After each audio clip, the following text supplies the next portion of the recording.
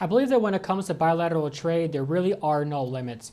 Of course, the primary focus for the short term is going to be on hydrocarbons. This is mutually beneficial because Russia has an excess that it cannot sell to Western partners, whereas China has a need to continue purchasing as much as possible to get its economy back on track and continue growing, which is very important.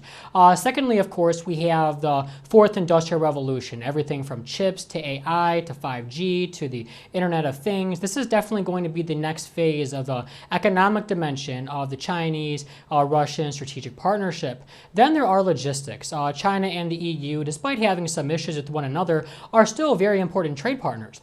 And in order to facilitate trade, since it's politically unviable to go through the Eurasian land bridge through Russia because of the EU's anti-Russian sanctions, it doesn't mean that there isn't trade going through, but just that the potential has been capped, at least for the indefinite future. The Northern Sea route through the Arctic Ocean is going to become a lot more important. And it's here where Russia and China can cooperate on developing related infrastructure. Also, I'd like to say that when it comes to the overall aspect of Russian-Chinese trade, as was earlier touched upon, the use of national currencies is of supreme importance. And especially if they were able to multilateralize the use of national currencies, not just in terms of their bilateral trade, but let's look at the larger scenario that seems to be emerging. Just recently, Beijing brokered the Iranian-Saudi rapprochement, which has been talked about earlier in this segment.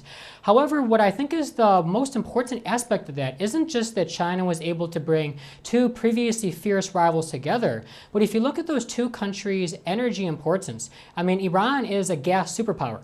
Saudi Arabia is an oil superpower.